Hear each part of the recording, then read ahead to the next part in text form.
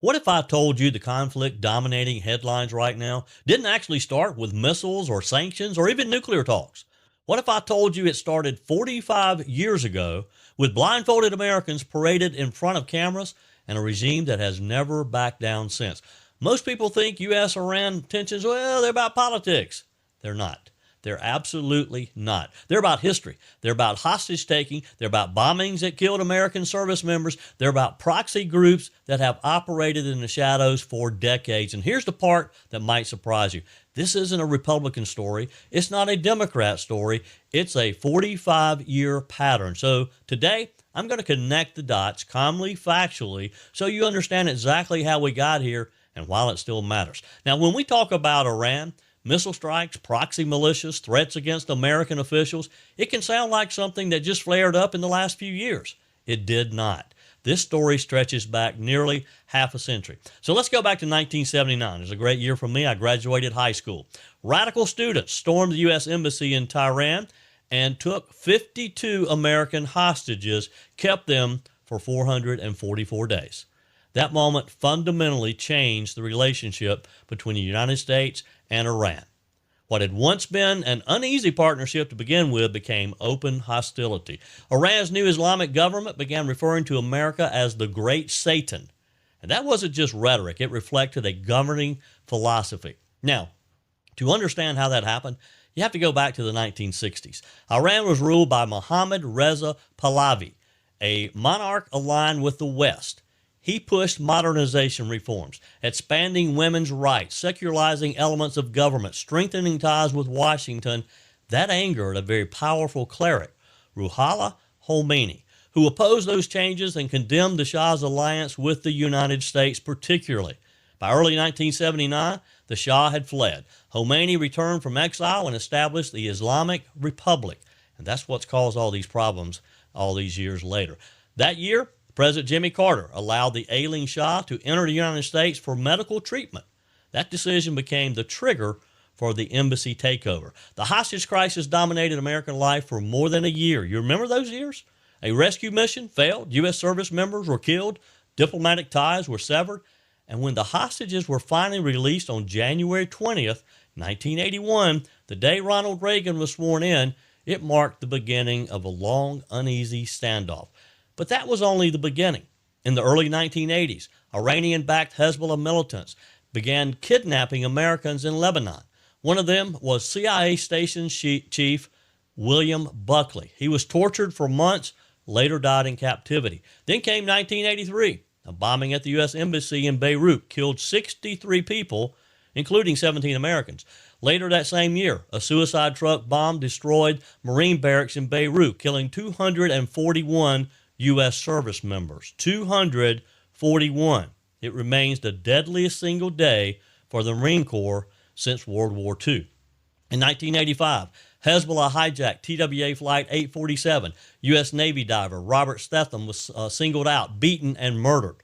By 1988, tensions escalated in the Persian Gulf after the USS Samuel Roberts struck an Iranian mine. President Reagan launched Operation Praying Mantis, the largest U.S. naval surface engagement since World War II. The pattern continued into the 1990s. In 1996, 19 American service members were killed in the Khobar Towers bombing in Saudi Arabia. You get the pattern here? This has been ongoing for years, decades.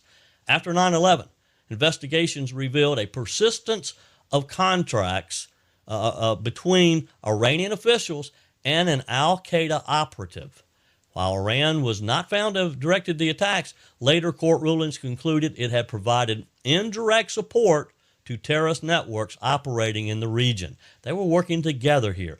And in Iraq, after the United States went to war in 2003, Iranian-supplied weapons were linked to American casualties. In 2019, the Department of Defense, now the Department of War, estimated that more than 600 U.S. troop deaths in Iraq were tied directly to Iran or its proxies.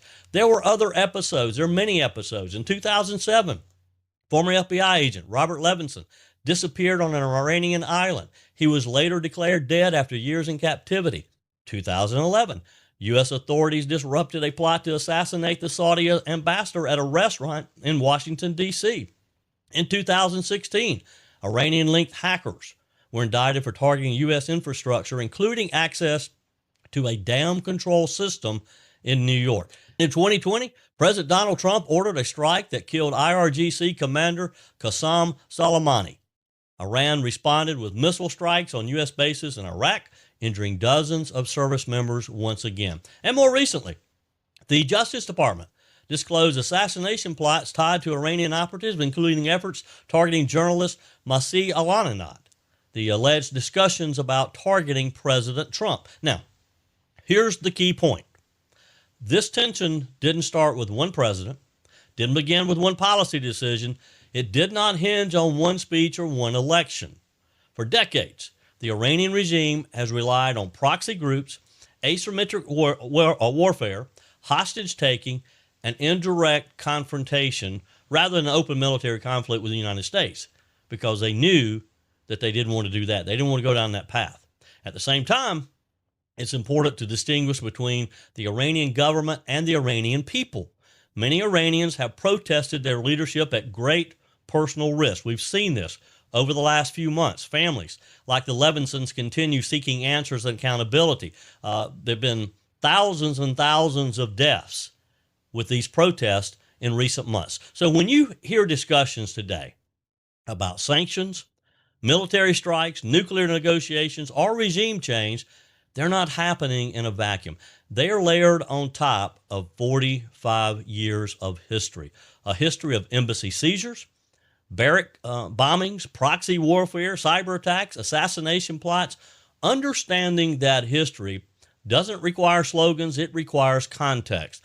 And if we're going to have serious conversations about what comes next, diplomacy, deterrence, or defense, we have to understand how we got here today, because this story, again, didn't start yesterday. It began in 1979, and its impact is still shaping decisions today. That's what you need to know, because that's just the truth. Now, if you found value in this, please like, comment. I'd love to get your comments. Email me, joe@joeyhudson.com. Don't forget to subscribe to the channel. Just hit the subscribe right now. Turn on notifications so that you'll be the first to know when I release the next new video. Until then, God's got this. He's still in control.